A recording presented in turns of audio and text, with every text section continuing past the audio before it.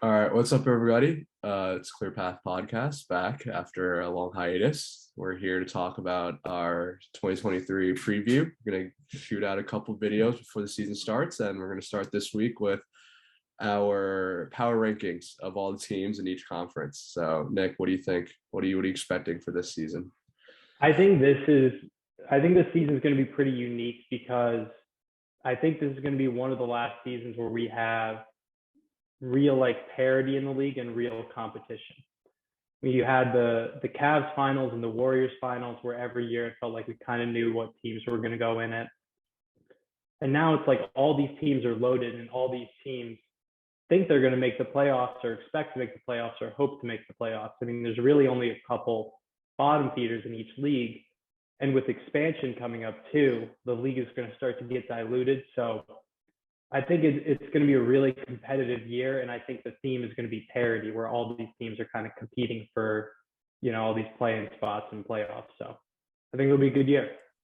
Yeah, that's what I noticed too when I was doing my rankings to prepare for this podcast was how all these teams that we were hearing about in the offseason, like the Cavs or like the Timberwolves, like made these huge trades, like went all in, used all their picks, the Hawks, and then I'm ranking them and I'm like, wow, not to spoil anything, but it's like, I don't know if I don't know if they're a contender in that conference, like it's hard to say. There's just like so much talent and it's hard to say like what moves the needle and what doesn't. So, but yeah, let's hop right into it. You want to start off we're gonna start off from the bottom in each conference, move up. So you want to list your bottom 5 teams in the East, and then we can kind of compare. Yeah, I'll go 15 and up. Yeah. So the team I had last was the Pacers. I had the Wizards next. Mm-hmm. I had the Magic after that. I had the Hornets at 12, and I had the Pistons at 11. All right. So I had a similar bottom 5, but we had one different team. And so I don't have the Orlando Magic in my bottom 5. The Orlando Magic are 10 for me. And then instead I have the Chicago Bulls at 12. Okay. All right. Yeah. I'm also kind of low on the Bulls. So we'll get Yeah. And so I'm just thinking, I personally love the Magic's like kind of talent acquisition. I was looking at the roster. I think Ben Carroll is going to be really good, at least offensively this year. There's like a lot of like easy ways they can improve. They're getting back Jonathan Isaac, who should be an addition to their defense. Markelle Fultz barely played last year. And so I just think they're adding a lot of pieces back without actually making any trades or free agent moves. And I just like Franz and just Suggs. Like, I think they have a lot of room to grow. And I think they could kind of be a play-in team, like sniff around a play-in spot. Because they also don't really want to lose, I think. I think it's funny because the phrase I wrote too was, I wouldn't be shocked if they sniffed around the play-in.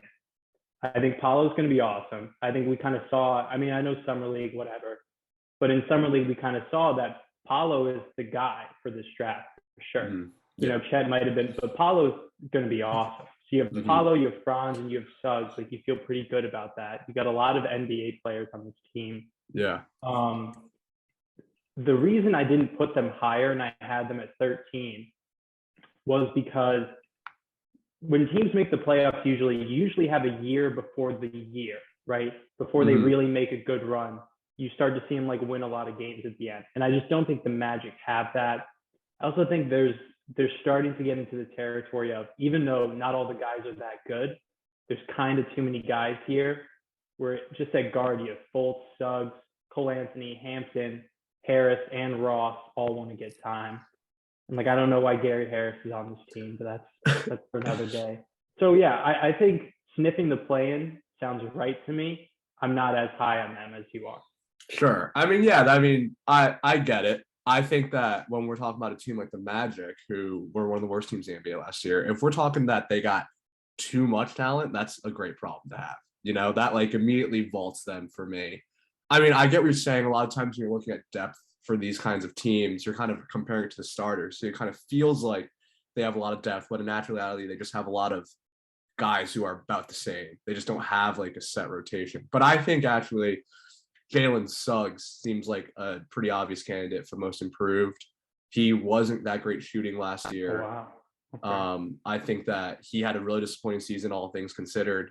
There was a lot of high hopes from coming out the draft, and I think that he can now. There's no pressure on him, right? They got Paolo to be their number one offensive player. Franz is probably the second option.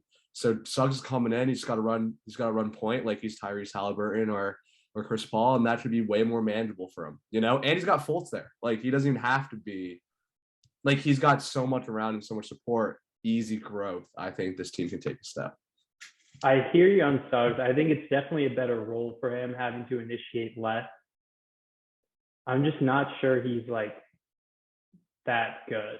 I'm kind of low. I know it's just a rookie year, weird team and everything, but are we sure he's not more like Kobe White? And like that's kind of his destiny. Just like, I think he's not bad, but if you're starting him, you're like, all right, we might be able to upgrade at that spot.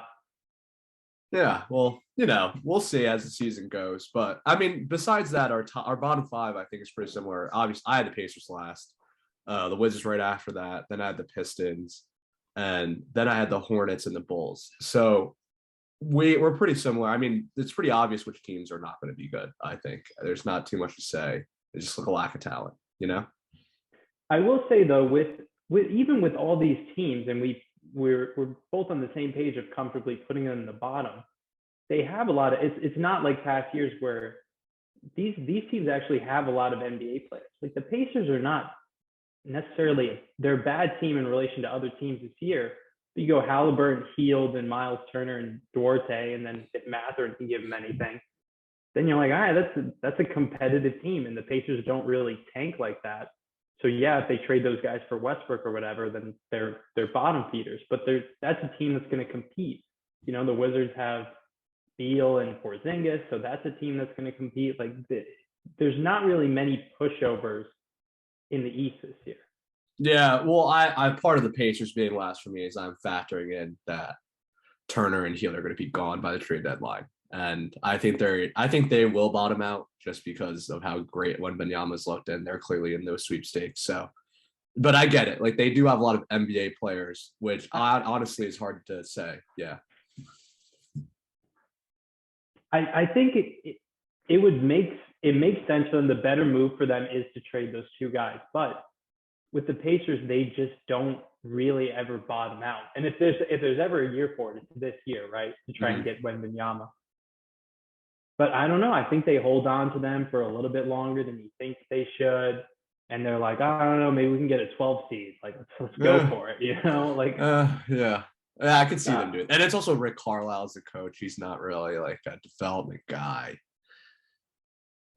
So yeah, that could be true. But how about let's move on to the next group. I can kind of give you my. Can I give you my Hornets take? Yeah. Give me your Hornets take before we move on. I thought you were going to be higher on the Hornets, so this doesn't hit as hard.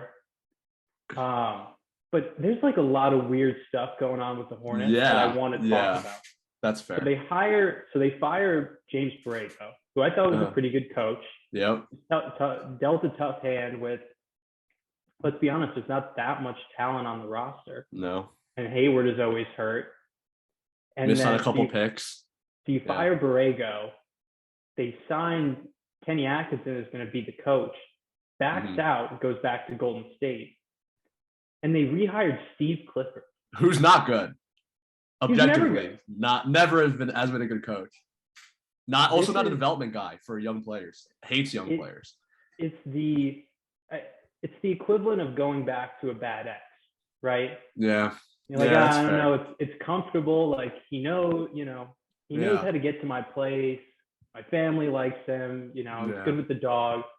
But it's like he's good. His teams are known for not turning the ball over and defensive rebounding. This is a good Steve Clifford team. They can do that. That's not what I want LaMelo to do. I want LaMelo to be running and throwing a bunch of turnovers and just figuring it out that way. And the team's pretty thin around there. So I think if anything, I think this might be the year where we start to hear, LaMelo.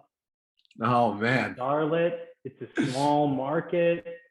He played fine. That could be true.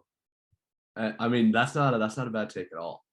We really haven't had a guy on his rookie deal ask out, right? Usually you get the contract first and then you ask out.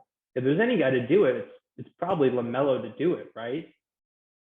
Yeah, I mean, yeah, that's totally true. I mean, he's always done things his own way, and he's not afraid.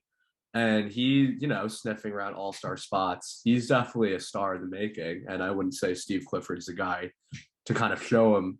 And especially with obviously the Miles Bridges situation is, sensitive to say the least. So he was great last year on the basketball court. It was fantastic. He was most improved. He was just, he was about to get himself a $150 million contract this summer.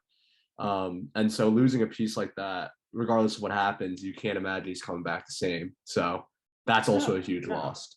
I don't think he comes back. And yeah, like there's no real path for this team to get substantially better or even get into the top 6 seeds unless, I don't know, you love PJ Washington or something. Yeah, that's fair. Or Book Night. Yeah, Book Night, UConn boy. But yeah, so, I guess that's fair. Yeah, this could be a bottom out. I do want to touch on the Pistons too. Sure. This team is pretty fun, man. Like I really wanted to put them into the playoffs because I was watching some Jaden Ivey, and he's kind of that dude. Yeah, he's great. I love him. Gets into people's faces. Like Cade is really good, and Cade was having to do a lot of stuff at the end of the year. But now you have Ivy, and that could be a second guy. They can do some stuff. Brogdon's a good shooter. Like I couldn't get all the way there of putting them like as a solid play-in team. But I think they'll be around there. I think they're going to be pretty competitive. And I think this team thinks they should make the play-in at least. Yeah, I mean, I love Cade. I personally think Ivy's going to be the best player in this draft, just straight up. I think he's going to be really, really good. I love a lot of his explosiveness and just kind of the intangibles he has. But I don't know. For me, when I was looking at the team, it just felt like they don't have any perimeter defense or really defense in general. And I'm not sure that this team wants to win and is built to win right now. I mean, obviously the Bogdanovich trade would indicate that, but I just think that they're just kind of missing something. They're missing some defense, a veteran presence. Like you said, this year's going to be really competitive. These guys, I mean, Ivy's a rookie, Cade obviously just finished his rookie year. Like these guys don't know how to win yet, and that should matter. But yeah, I do on paper, I love their talent. Even Sadiq Bey is like, could be a rotational guy on a good team. That's ultimately where I landed is if you can add one more piece to this, then that makes it a lot more interesting, whether that's through the draft or through a trade. And they don't really have that infrastructure or expectation for winning yet. But I just wanted to touch on them because they're a fun team, and I think I'm going to be interested to watch them. Like some of these other teams, I don't know if I'll ever watch the Wizards, Yeah, no, the Wizards, yeah. I know what they are. It's fun. Yeah. It's okay. I'm not going to watch your team this year. You didn't expect me to watch the Wizards, did you? No. Yeah, exactly. Yeah. But the Pistons, I'll tune into some games. But that's about all I have to say on these bottom 5 teams. All right, cool. So I'll give you my 10 through 5, 10 through 6. 10 through 6 is good. And then we'll leave the top 5 at some group. So like I said, I had the Bulls as my as in my bottom 5 group. So they're not in my middle 5. I'm starting with the Knicks at 10. I got the Magic at 9. I got the Hawks at 8. I got the Heat at 7. And I got the Cleveland Cavaliers at 6. So I feel like this is where we're gonna be a lot different. Okay, let's start with the Bulls. Give me your Bulls. Tell me why you think they're gonna be this bad. Listen, why were they good last year? They started off the season great. They were number 1 seed for like the first 3 months last season, and then I looked at their record at the end of the season. They finished 46-36, which was good for I think 5th in the league last year in the East. So I'm just saying that it was on the back of DeMar DeRozan having a career revival year. No one saw it coming. He was an MVP candidate. I think he finished top 5 in MVP voting. You got to imagine that's not happening again. That's hard to say. Vucevic took a step back. Vucevic also clearly not a good fit on this team. Doesn't make a lot of sense. with two ball dominant guards like Levine and DeRozan, doesn't play a lot of defense, and isn't a great shooter on the 3-point line. So I don't really know how he fits in this offense. Besides that, I don't know how they get better. I can only see them getting worse. They don't have a piece that I'm intrigued by. Even Pat Williams, I guess, but is he really a difference maker? I don't think so. And yeah, I just think that, I just don't know. Everyone got better. They arguably got worse. And not only did they get worse, like they're just, they were already getting worse and they did nothing to improve that. So I feel like they're only going to take a step back. They might be a team that will try to cash in on DeRozan or Vucevic before the end of the season also. So I went in wanting to dislike this team, and I don't have them much higher than you. I have them as 9. Sure. So, but I went in wanting to dislike this team, but they have good NBA players. So you go Dosunmu is good, Levine, DeRozan, Williams, Vucevic, and then off the bench, Dragic, who's kind of washed, but still can give you minutes. No, Dragic's washed. Caruso, Drummond, and Green. But Lonzo that's also not bad. We didn't even talk about this. Lonzo has been like, I can't even walk up the stairs right now. That's concerning. He goes, not sure what's wrong with my knee. What's up with that? Like that's awful. I'm factoring in that Lonzo doesn't play this year. Sure.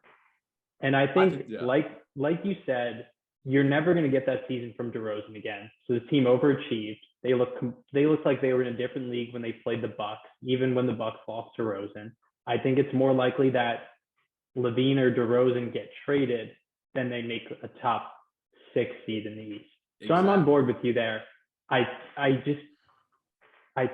think they're a play-in team, and it's going to be tough. It's not going to be easy, but I don't know if they revert that much because Lonzo didn't play for them a lot last year either. Yeah, I don't know. I can't see it. I just feel like, I kind of feel like last year was their Super Bowl almost. And it's like hard to, when you're a team like that and you're full of a bunch of veteran guys, I just think it's hard. It's really, really hard this year. So yeah, I have them just out, but besides, who else did you have kind of in this group different than I went 10. I had the Knicks. Okay. Then I had Bulls. Mm-hmm. I'm going to quantify this one by saying I just don't know what to do with this team. I had the Nets as 8. Oh, and wow. I had Toronto 7. Wow. And then I had the Heat 6. So, okay. Wow. Do we want to get into the Nets now? Yeah. Well, let's save that for the end of this group because they're going to be in my top 5, obviously. Okay. But I want to talk about how you moved up the Cavs and both the Cavs and the Hawks in the top 5. Okay. I think that's a bit crazy. So when we're talking about the Cavs, right, like I almost wanted to say that they could be a top 3 seed. Wow. And I don't think in the playoffs it's going to hold to that. But I think we've seen kind of a pattern of there's always one surprise team that is like just comes out and is a lot better than you think they're going to be. It's usually a team who makes a little bit of noise at the end of the season, and they come out and they surprise everyone, right? So last year was the Grizzlies. Year before that, it was the Suns.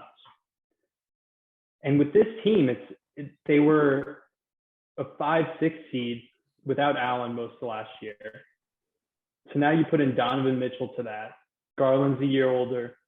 Mobley's a year older. Hopefully Allen is healthy. And it's the team where like everyone is young, everyone's in it, everyone's like, let's go get the 1 seed. And I think they're going to really compete. Now, at the same time, their bench is pretty thick. That was my biggest takeaway from this as well. So I love the starters. Raul Neto is I've never looked at a roster and been like, I'm so glad Raul Neto's on this team. Jetty Osman might play point guard. Exactly. Jetty Osman might play 25 minutes a game for this team. That's not great. Yeah. You have LeVert, who is all NBA first team. I wouldn't want that guy anywhere near my franchise. Exactly. I get it. He's fine. He makes some shots. I just don't think he really fits into a team. I don't think he really makes sense on this team. And he kind of just got market corrected by Donovan Mitchell, where it's like, okay, why did why did they even trade for LeVert when you could have had, like, I don't know, Eric Gordon for a year and just said whatever. Yeah. So it's thin. I think they're probably another move away, but I don't know. They're a fun team. I think in the regular season, they're going to surprise some people. I think in the playoffs, they're probably not one of the top 4 teams, but I wouldn't be shocked if they made it to the second round. I think that's probably where they are. I think they probably win a playoff series, and then they have a tough second round loss, and that's good enough to be 4 on my list. I think they're going to be a very interesting team to watch. Obviously, the Mitchell trade is pretty big. They really didn't give up that much to get Mitchell. So, I think all in all, they won that trade. But my biggest concern with this team is, first of all, Garland's been the guy for ever since he got drafted, basically. They moved Sexton. Now you bring in Donovan Mitchell. Donovan Mitchell is like, this is my team. I had 50 in a playoff game. You haven't even been in the playoffs. I think there's going to be some chemistry to work out. And honestly, my biggest concern with this team is that where's the perimeter defense? Their 2 starting guards are going to be both Garland's maybe 6'1", Donovan Mitchell's maybe 6'3", 6'4". Like, they're going to get eaten alive on the perimeter. They don't have any wing defenders, I guess Isaac Okoro. But besides Isaac Okoro, we're going to put Osman out there, Dean Wade, Dylan Windler, like anyone who's guarding Giannis. So all of a sudden you're putting all this emphasis on Evan Mobley. Mobley guards Giannis. Sure. Evan Mobley and Jared Allen are going to have to take a huge step defensively. And I'm not saying they're not capable, but I'm just saying that's a huge ask for anybody in the league. I mean, Rudy Gobert won 3 straight defensive players of years, but their entire defense was, put around him. And Rudy Gobert is one of the best defenders of the last 10 years in terms of post defense. Like, I don't know. Can we expect that out of Mobley and Allen? That's just so hard to say. You talk me down a little bit. I'll be honest with you. That's a good case. I think if you can kind of build it in the Celtics model, right, where you have Allen is the guy who's going to just muck up stuff, like Rob Williams does. And then Mobley as the Horford in this, where he's guarding other bigs. Sometimes you put him on perimeter guys, and just a way more athletic, better, younger version of Al Horford is pretty good. But at the same time, Okoro at small forward doesn't make me excited.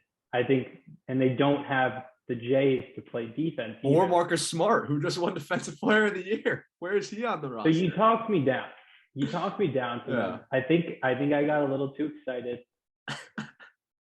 But at the same time, Garland had to do a lot last year. So I think he's going to welcome Mitchell being there. I worry more about Mitchell, like you said, because Mitchell never really had that guy he really had to share touches with. Because, we saw Conley kind of get his usage brought down a lot once he went over and started playing with Donovan. So you talked me down, okay? Okay, so that's the Cavs. Yeah, I mean, besides that, I have the Heat kind of low. They're another team where the vibes aren't great. I constantly question how Jimmy Butler does what he does. He is such a throwback player in terms of the modern NBA. And every year I go in the season, I'm like, Jimmy Butler can't keep this up. Like, at some point you got to be able to shoot threes, and you got at a high clip, and that's got to matter. But he proves me wrong every year. But I think that just another year older, Lowry kind of didn't look great last year. Bam didn't take the step we all thought he would, and Hero took arguably another step back, and now he's having all this controversy about wanting to start. I mean, he got his big contract, but I don't know. I don't really trust any of the vibes in the locker room, and I kind of think that they're a 7-8 seed this year, 6, 7, 8, somewhere in that range. I mean, that infrastructure is insane, but yeah, I don't know if I can trust them. Where did you have them ranked? So I have the Heat at, I guess that is 9. Yeah, I have the Heat 9. Okay. So I was higher on the Heat. I had them 6. No, sorry. I had the Heat 7. Sorry, not 9. Okay. 7. All right. Then we're closer on that. Yeah. I think I think the window's kind of closed, right? Yeah. They made a finals. They almost made another finals last year. Came really close. But at the end of the day, the issue for them in that series was they couldn't really create any offense outside of Jimmy. And especially when Hero was kind of banged up and he wasn't doing it.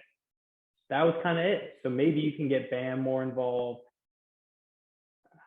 Lowry, he's there that he's not making mistakes, but he's not really that additive of a player anymore, right? So out of respect for them, I can't put them in the play-in tournament. No. I think it's tough to go from conference finals a shot away from making the finals to just play-in tournament. But that's like just looking at the roster and like how I feel about them. Like there's nothing really exciting for me here, you know? Yeah, there's nothing. And they sneaky don't have a great bench, I'll be honest. You always think that they have depth, but I mean, Duncan Robinson has not been the same guy. And he might be started. Yeah. Unless you want to start one of the Martin bros. Well, I think I hate the Martin bros. Yeah, the Martin bros also not great. So I don't know. I think this could be the year they drop off. Yeah. And then all right, let's talk about the Raptors and then we can get into your Nets at 8. That's freaking ridiculous. Okay. So you had the Raptors in this group. I did not. I have them in my top 5. They're 5. Spoiler alert. So you want to talk about why you had the Raptors out? So I really wanted to put the Raptors higher. I had them at 7. I won't be surprised at all if they're a top 4 or 5 seed. I would be surprised if they got above like 3. Mm-hmm. You look at the team, and it's not really exciting. The bench is like, okay, I don't know, the bench guards aren't great, but they're so tough to play. They're disciplined. They play defense. It's never an easy game when you're playing the Raptors. What it comes down to for me is I just don't like Siakam. I don't think he's a one. I think if you take away his transition game, I think if you take away him posting up little guys, I just don't think he's that good. And I can't get the memories out of my head of Semi Ojeleye just locking him up. Lockdown, clamps, done. So, but at the same time, like they're going to be a really good team, and they're always, in my mind, they always kind of outperform what I think they're going to be. So I think they're going to overachieve in the regular season. I don't really think they're going to be able to win a playoff series because I don't know who your real go-to guy is. Like if it's Siakam, that kind of scares me a little bit. And Barnes is a great like. So I'll tell you. Yeah, I was going to say. I'll tell you who I think their go-to. I'll say it right now. I think Scotty Barnes is going to finish as an All-NBA first-team player next year. That's what I think. I think he's going to take a huge leap. I think first team. I think that the Raptors are going to be a great team. I love Scotty Barnes. I think he gives you everything Kawhi does. I remember in the playoffs last year, they were outmatched by the 76ers. They were who were they? They were missing Van Vliet for a couple games, I think. And he just did everything. Like he ran the offense, he guarded Embiid for possessions. He's their best defender. That's why I'm not worried so much about Siakam, is because I think Barnes can be that guy. And I am confident in Nick Nurse. He's the best coach in the league. And I think Scotty Barnes can be top 5 as top 5 NBA player next year. Nor just all NBA first team. All NBA first team. Okay, but here are the guys he has to beat at, right? LeBron, Tatum, Durant, Kawhi, arguably Paul George. So I think that there'll be like some injury forwards there, you know? Well, I think if the Raptors are a top 3 seed, I think he's definitely in the convo for that. And I think that with LeBron, I think he's better than, I think he'll have better regular season stats than LeBron will. The team will have performed better. And yeah, I think he's got a real chance. Like I like him a lot. I trust him. I think that's ridiculous. I don't think he's going to be a first, like one of the top. So you're saying you think he's going to be one of the top 5 players in the league? I mean, think about John. Yeah, think about John Morant last year. That's all I'm saying. Okay. John Morant. It's a fine comp, yeah. But Ja already averaged like 20 the season before. He was I know what I saw coming in the along. playoffs. I know what I saw in the playoffs. He looked legit in the playoffs. Yeah, no, he's a great player. But top 5? Yeah, top 5. Come on. Okay. I mean, yeah, I just feel Raptors. I feel good about the Raptors. I feel good about Scotty Barnes. But I think even more so than me talking about Scotty Barnes top 5, I think the craziest thing is that you have the Brooklyn Nets as number 8. That is ridiculous. Okay. That is even more ridiculous than what I said. I'm okay. Here's why I put them that way. And in retrospect, I think when we talk about Atlanta, I'll address my concerns with them. I think I put the Cavs and the Hawks a little bit too high. I think Toronto should probably be higher. And Brooklyn should be higher. But the reason I put them at 8 is I put them right in the middle. And I'm hedging my bets here. I could see a scenario where the trade deadline, Kyrie is gone, Durant is gone, and they're just trying to figure something out. You think they'll trade Durant? You think they would trade Durant? I think they tried to, and they just everyone is too happy with their teams right now. And it was kind of late in the off season, so everyone was like, all right, whatever. But everyone's too happy with their teams right now. There'll be some unhappy teams. Anyway, I can also see them in the conference finals. I can see them almost making the finals. I don't know if I can see them getting all the way there. Here's where the talent is the top 3 in the East, right? Maybe you can debate them, the 76ers. The vibes are bottom 3. This is some of the worst vibes I've ever seen. Okay, fair. Durant goes nuclear, right? Tries to get the coach fired, then goes for the GM. So yeah, get him out of here too, or I'm gone. They don't really have anyone who plays defense besides Simmons, who hasn't played basketball in a year. It's just it's still a huge load on KD. So if KD's not creating, then okay, Kyrie is. How much do you want to trust Ben Simmons? Who else on this team is really creating? I don't know.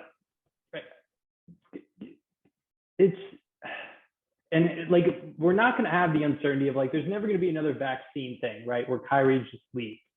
But I don't want to put my faith in Kyrie. I don't. I've lived through that as a Celtics fan. I've lived through it here. Something is going to come up, and he'll leave for 2 weeks. But I think that it is, but something they don't will even come need up. Kyrie. Yes, I think KD is good enough, still good enough, where Kyrie can miss his 20 games because of whatever, because he's on a missions retreat to Uganda, and KD can still carry him for those 20 games that Kyrie's out and average 35 points a game, 35, 10, and 10, and bring him to a 15-5 record. I think it's so hard for me to say that they're not top 5. There's just so much talent. They're just so good. I'm not saying that they're not talented. It's just KD is, and I love KD. KD is amazing to watch, and KD can carry them. But the reason that they really broke down in that Celtics series was not just because they had good defenders for KD, it was because it was all on him with Kyrie playing too. You know what I mean? So unless you think putting them top 3 is a Ben Simmons bet too, which yeah, he's good. Does he really want to play? So now I'm betting on 2 guys who they're incredibly talented, but do they want to play? I don't know. And I just that's so much to put on KD when he's going to be 35. Yeah, I guess. I couldn't put them. So here, I'll run through my top 5 really quickly. I had the Raptors 5, I had the Nets 4th, I had the Celtics 3, the 76ers 2, and the Bucks 1. And then, but yeah, so I don't have them. I mean, I don't have them near 8, but I don't have them. I think they're just outside that top 3 just because of the vibes and kind of just everything that's going around them. But I don't know. At the end of the day, I mean, you're getting Seth Curry back. Joe Harris is going to play. It's still a great constructed roster. Guys like Nick Claxton they're not nothing, he's still a valuable player on this team. I I get what you're saying. I think that's more of like a playoff issue, though. I think in the regular season, like, you really think they're going to pull up to games at like Detroit or like I don't know, like New York, like the Knicks or even like the Cavs, and you think that these guys are going to get outplayed by those players? I just can't see it. No, I think the recipe for this team is they're going to try to outscore teams, which is what they've been trying to do for the last 3 years, right? Mm-hmm. And we saw it really humming that first year. We saw it really when they had Harden. And then after that, it just kind of hasn't really worked. And then you had all these KD little injuries, right? Because he had to do so much with it. So talent-wise, if you just put them into like an elimination bracket or something, and you put them back in the bubble, right? And it's just an elimination bracket, they might win the whole thing. But you're gonna have the media talking, two guys who don't really want to play. Like they're cool with it, but they don't really die for it like Durant does. There's no one who's really playing defense, and I just can't get all the way there of being like when there's so many talented teams putting them in the upper echelon of the East, even if the talent is there. Okay, fair enough. Okay, so how about you go through your top five, and then we can talk. I'm sure we've already talked about the Cavs and the Hawks. I want to touch on the Hawks as well. Sure. So I'm my okay to talk top about five the the top five I had, which is subject to revision, is the Hawks at 5. I had the Cavs at 4. I had the 76ers at 3. I had the Celtics 2, and I also had the Bucks as number 1. Okay. Before we get into, let's just talk about the Hawks really quickly. Okay.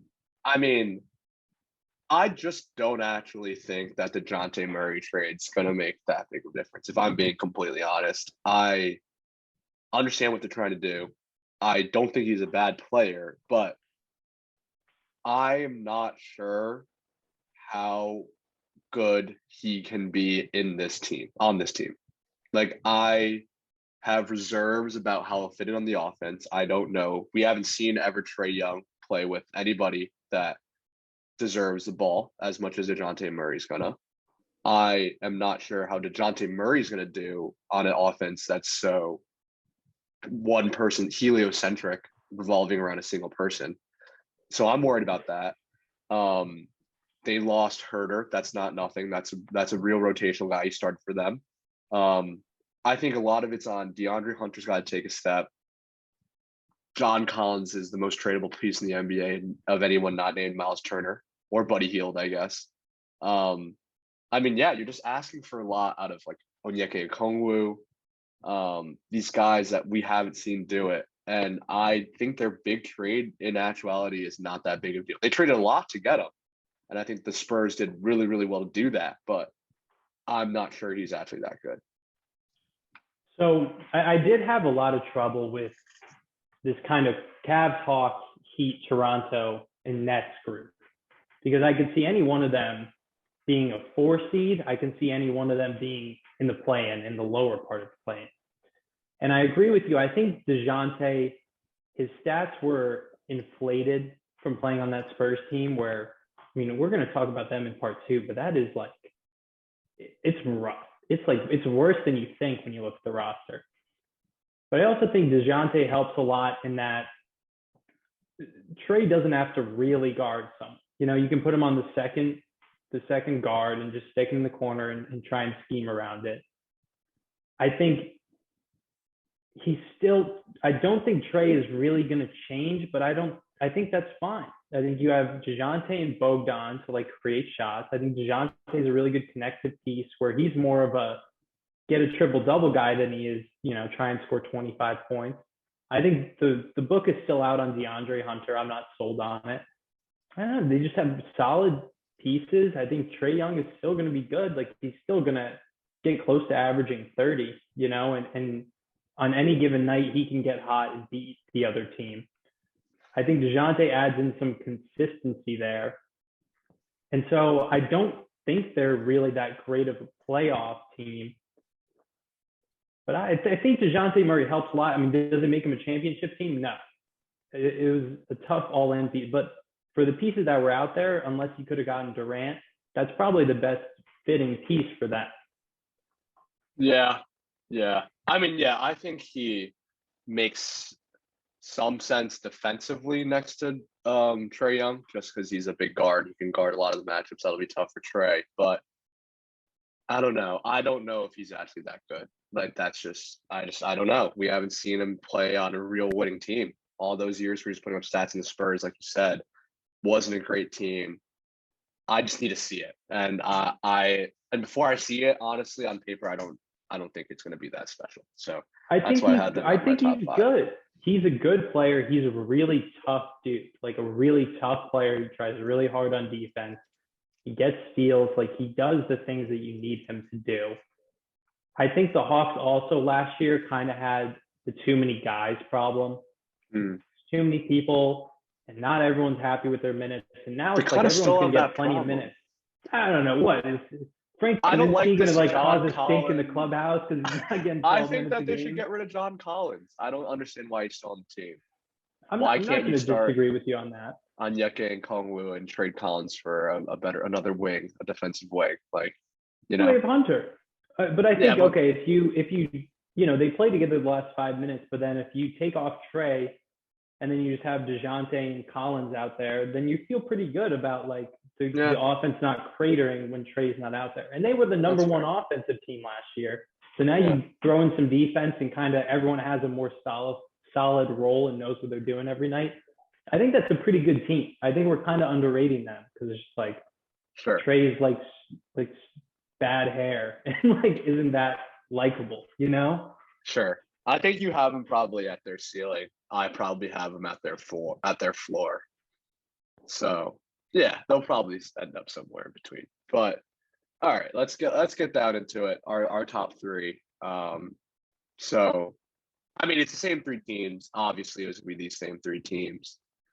But it's the order. I mean, Bucks, I don't even really think we need to talk about it too much.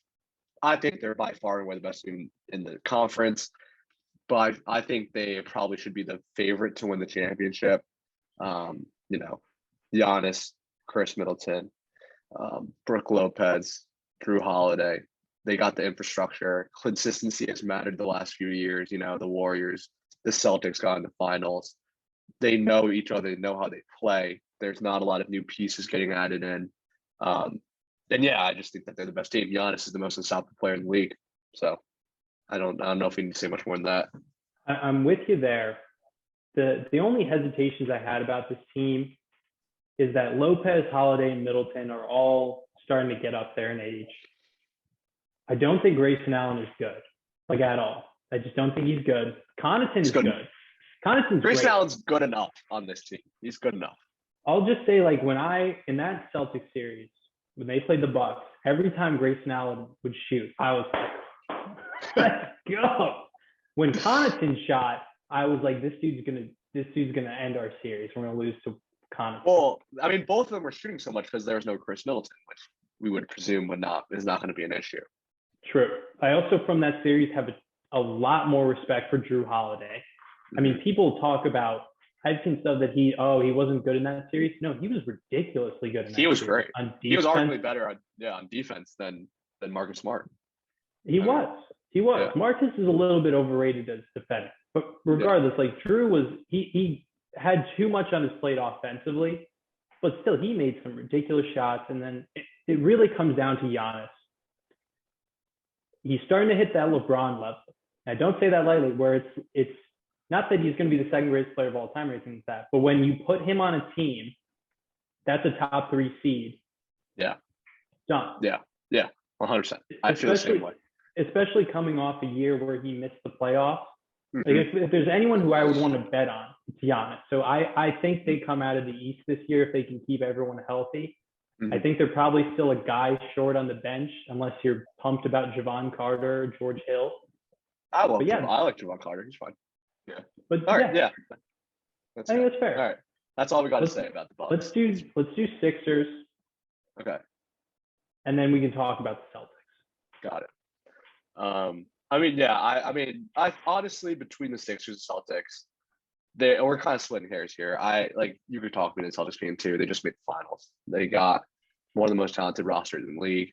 But we'll kind of put the Sixers over the top. For me, it was just kind of uncertainty with the Celtics. I don't like. There's a lot going on, and so I feel more confident in Embiid. He finally played basically a full season last year.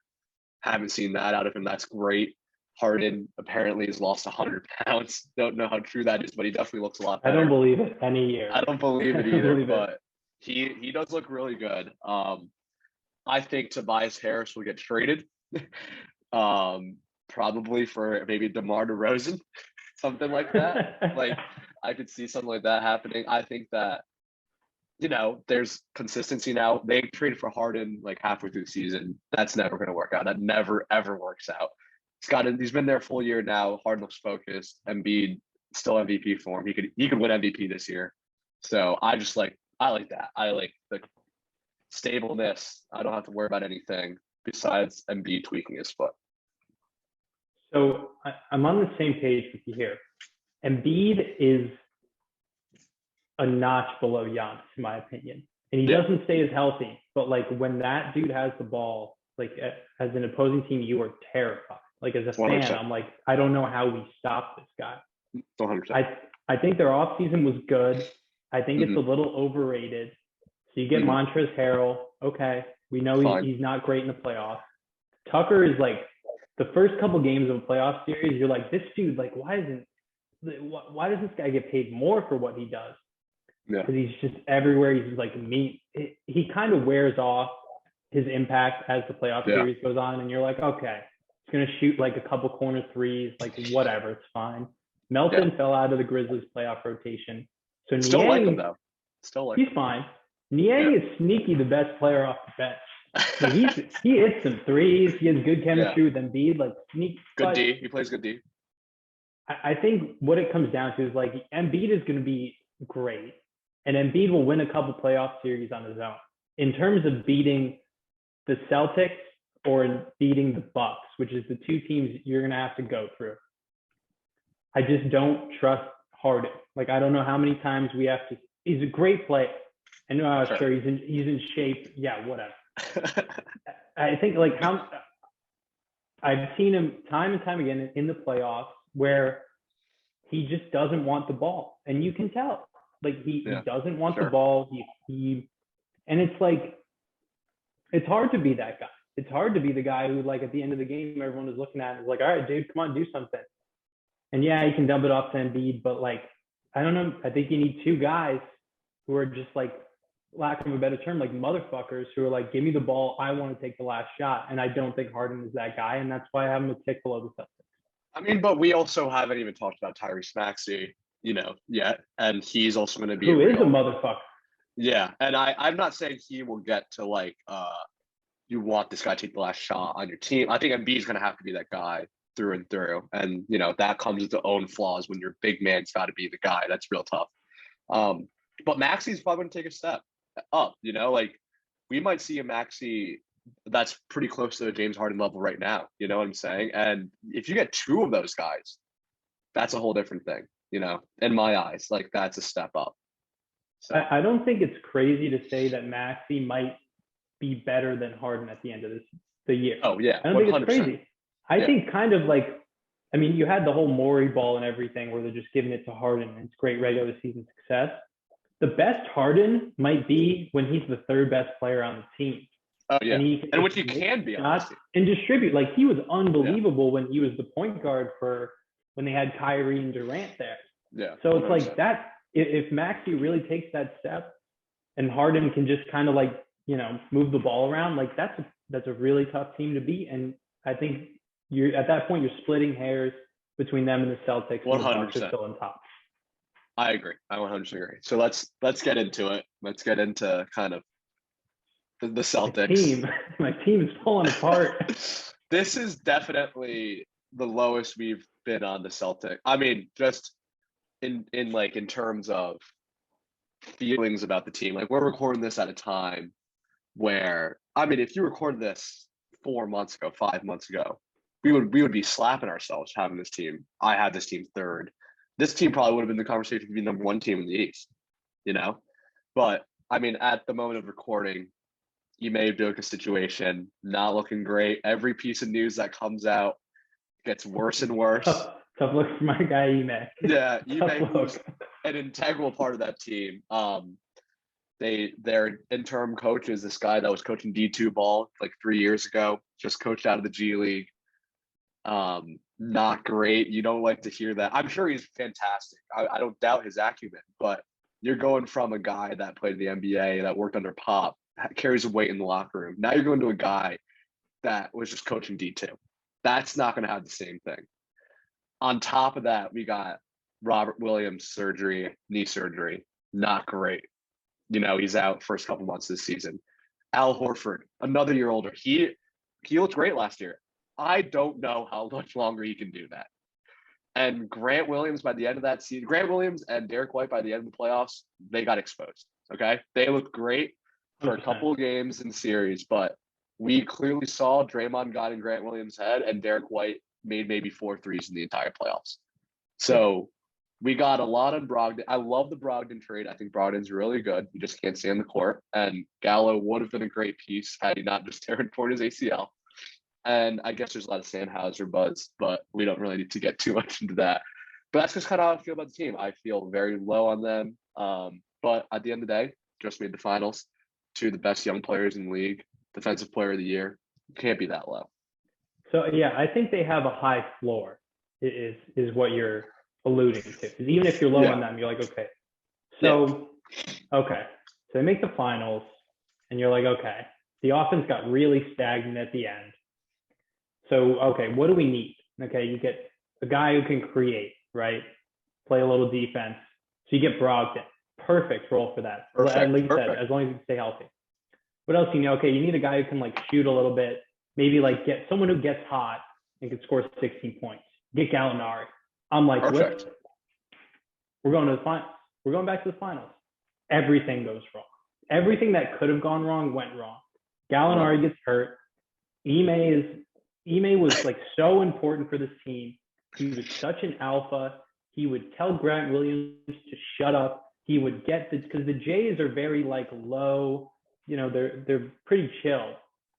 So you needed that guy who's really tough, and Smart is been there for so long that it's all right, dude, we get it. You're a good defensive player, but don't talk like you're the top guy in the league. You're not. You're a good defensive player. I don't think he should have won defensive player of the year regardless. So that sucks. Jaylen Brown is pissed off. He's always been the underappreciated guy on this team, right? Jaylen Brown's sneaky, might get traded. Everyone loves Tatum. Everyone loves Tatum in Boston. There's way more Tatum jerseys than there are Jaylen Brown jerseys. Even though Jaylen is just as good as Tatum a lot of nights. If not better, a lot of nights. He was better in the Warriors series. He was better in the finals than Tatum was. And Tatum has a bit of a tougher job. People are matching up for him more, and he's got to move the ball, whatever. Rob Williams is the guy who makes his team elite. Without him, they're good. With them, they're elite. So you have those 3 things where Rob Williams might not, I don't know when he's going to be healthy. With all of that said, I'm still really, really high on this team. And I wouldn't be surprised at all if they made it back to the finals. So if you take that team that they had last year, where they had Rob Williams out for a lot of the playoffs, right? And they still made it through.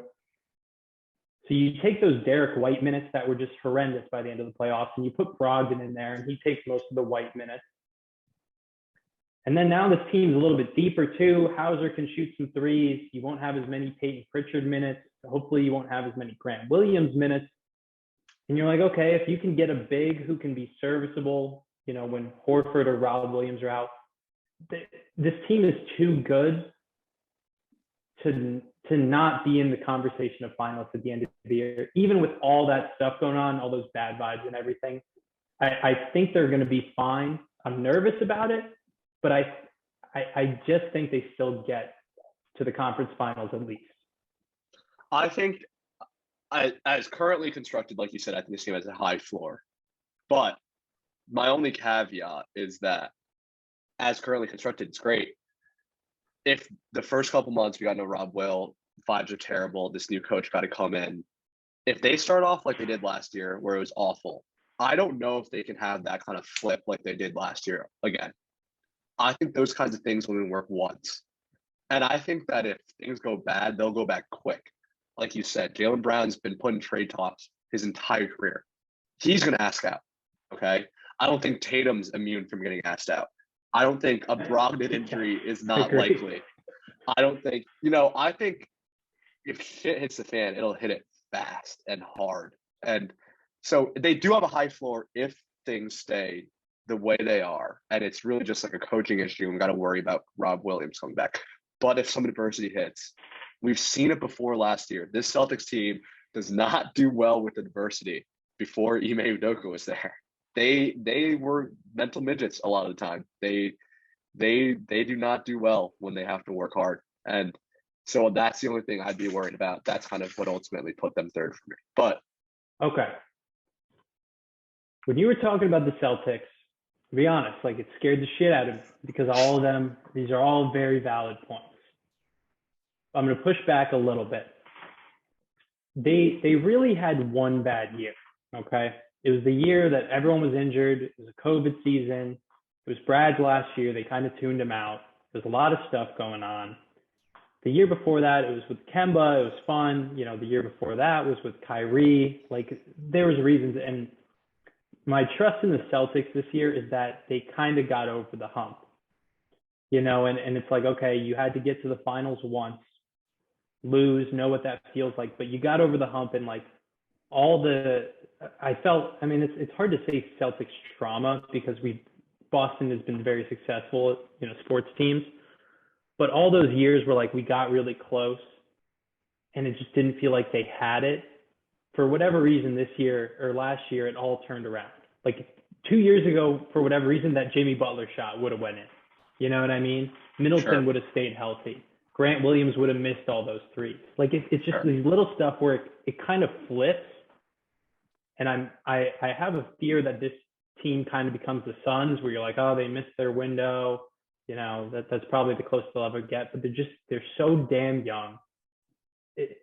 I think they'll be back. I have faith that they'll be back. I think they'll be fine this year. And that's where I'm going to sit on that.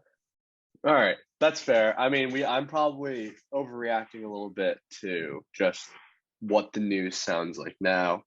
I mean, who knows? Like, maybe this is actually like a blessing in disguise. Maybe this new coach is actually a genius, So I'm not like out on that. I don't have them like missing the playoffs or anything. I don't even have them. I think they'll be third. I don't think they're bad. I just, I'm concerned.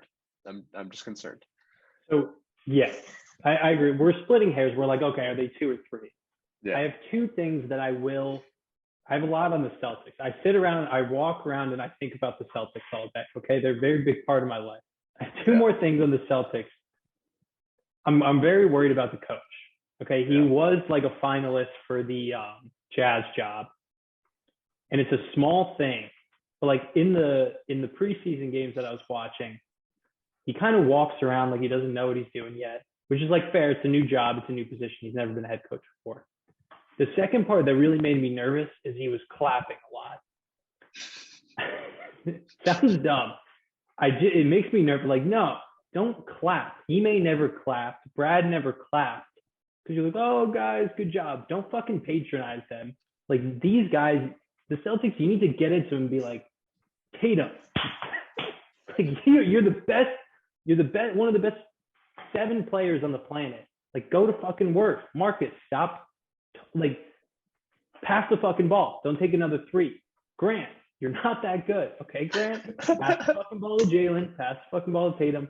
Like, that's what Ime was really great at, that Brad wasn't that good at, as good of a coach as he was. And I don't know if Mazzulla is going to really do that when he's fucking clapping it up on the sidelines like they're a 7th grade team. Sure. The second thing, and this will be my last point on the Celtics, I promise. I've been nervous about the Jaylen Brown and Jason Tatum thing for like 5 years.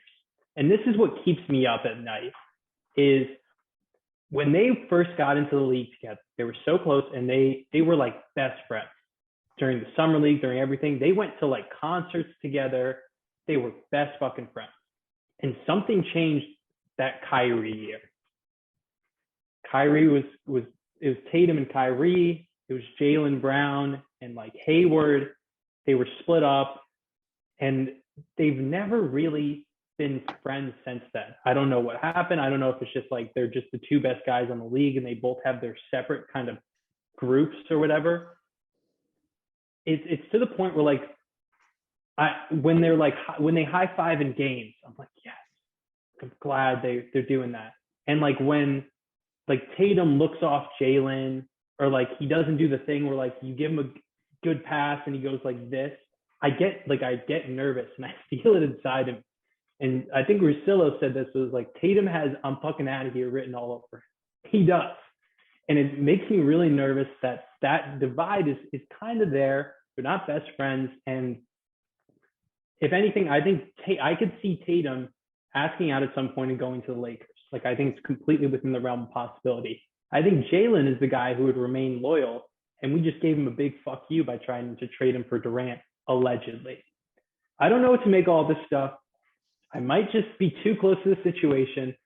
It makes me really nervous, and I needed to share that with someone. So I'm glad I was able to do that. Fair enough. No, those are all valid concerns. I mean, I think that just in general, that's probably, honestly, a lot of your concerns are probably just what happens in the NBA. I mean, I think a lot of the times, a lot of these things sweep under the rug, especially at small market teams that don't have this kind of media coverage. Like, I'm sure there's plenty of guys in the league that play great together that probably don't talk that much off the court and actually like hate each other in real life. And so, you know, at the end of the day, talent is what matters. They've got a lot of talent. They've got arguably one of the deepest rosters in the league. So, you know, I think that we have concerns, but maybe none of them matter. Like, maybe they all amount to maybe 10% at most of what makes a team good. And so I still, you know, they still made the finals and their best player was like 24. Oh, exactly. Which is the point that I try and remind myself. All I want is for the next 10 years, I just want to watch Jaylen and Jason play basketball in Boston. Hopefully Marcus stays around. But if I can have those two guys play basketball in Boston for the next 10 years, I'll be happy as a fucking clam. Okay. Yeah, exactly. Let's touch on the Knicks and then we'll recap it. Sounds good. Yeah, we did skip over the Knicks a little bit. Which you have to talk about the Knicks, even though like I don't really like the team. Yeah. Well, okay. So the Knicks were a team that when I was putting together these rankings, I kind of wanted to put them lower. And I couldn't get all the way to it because, like, you know, they just signed a max guy in theory in Jalen Brunson. But I don't know, man. I don't know about Tibbs as a coach. I think Tibbs is one of the worst coaches in the league, probably. And I don't know about RJ Barrett. And, well, I don't know about Julius Randle, first off. But even RJ Barrett, who's apparently the guy, I don't know about him. So I had them ranked 10th. Like you, I wanted to put them in the play-in. I think they're respectable. Brunson is good. Is it an overpay? I don't know. The cap's going up, whatever. That's all over my head. I think he's a good player, and he's going to bring some kind of, you know, he's better than what they had, regardless, right? Barrett, I think you say, like, you don't know what he is. I feel like I know what he is. Like, he's Wiggins. He's fucking Wiggins. Like, that's what he is. I don't know if he is Wiggins. I don't know if he's like Canadian. They're very mild-mannered people. He's not an alpha. He's never going to be a number one. I think on a great team, he's probably a 3. And, you know, you don't count on him to make tough shots late in the game. Plays good defense and he makes shots and he's dependable. That's what I think Barrett is. And I said LeVert was all first team. I don't want this guy on my fucking team. Randle is all first team. Yeah. Another guy is Kevin Porter Jr., but we'll talk about that in a while. Yeah, Randle I just like he doesn't really play within the offense. And when they were successful, it was them playing great defense. It was Randle making fucking everything from mid-range, which I don't think he's going to be able to do this year. I don't think they'll ever reach the heights because Tibbs teams are great the first year because, like, oh, wow, look at this guy. He's so sophisticated in all this defense and whatever. And then it just kind of falls off. So I think it's more likely that they're looking for a different head coach than it is they're a top 6 seed in the East. Yeah, I mean, I have concerns about how they can get better. I don't know. A lot of it, I guess, is Jalen Brunson and RJ Barrett taking steps up. I mean, Jalen Brunson, in terms of just like having a situation where he's going to be one of the main guys. I mean, playing with Luka, you're never going to do that. And then RJ Barrett, I guess, just in growth as a player. But if we're talking about their young players, Obi Toppin, he's not really that young. He came in as an old rookie. Yeah. I don't know how much better he's going to get. Isaiah Quickly is fine. I guess he's like Jordan Clarkson level player. Yeah, Miles McBride, I don't know. I remember when people thought Kevin Knox was the next Carmelo Anthony. So I don't know. I wish I could have the guts to put them lower, but I do think that they will be trying to win, which I think will actually matter a lot this year when there's going to be some teams that are trying very hard to lose. So that'll probably inflate their record by a couple games, but yeah, not particularly high on the Knicks. No, me neither. And I think they're kind of clinging to the idea of Randall and the idea of what this team was 2 years ago because they want to be respectable in the Knicks. And like for a year there, they had us fooled, right? You were like, 4 seed, like the Knicks are kind of a respectable organization. And you know what? At the end of the day, they don't really change. They're the Knicks. The Knicks. Like you get the Obi Toppin, like, oh, Obi Toppin. No, he's fine. He's probably like, I don't know, glorified. I don't want to say Aaron Gordon because I don't even think he's that good. Like, no, he's fine. He's fine. He's Mike Muscala.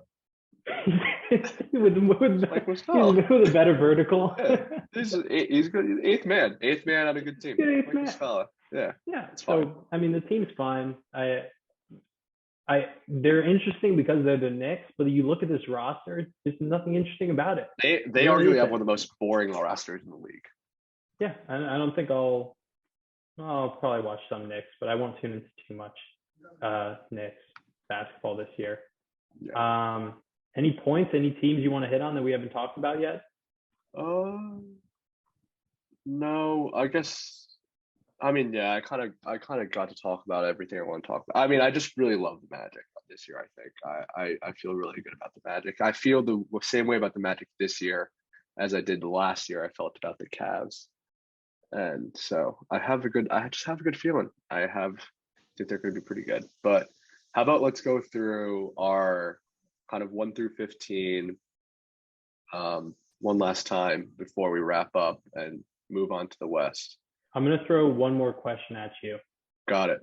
Who is your I'm fucking out of here guy? Because there's one guy every year. Besides the obvious, like Durant. In terms of like moving teams. Who's like, I'm out of here. I'm done. My guy is LaMelo. That's my guy. That's good. That's a good guy. I mean, I think anyone of the Bulls, but I don't think no one's good enough on that team for me to really feel any type of way. I guess maybe sneaky like Bam Adebayo. I could see that team underperforming. I could see Tyler Hero and just the general vibes of it not great. And I think that Bam would also know that he could be better on a different team. And so yeah, I think maybe Bam Adebayo. Maybe that's like the piece that, maybe that's a piece that the 76ers could trade for. Tobias Harris, couple picks, Matisse Thybulle, and then all of a sudden we got a Bam Adebayo, Joel Embiid front court, Okay.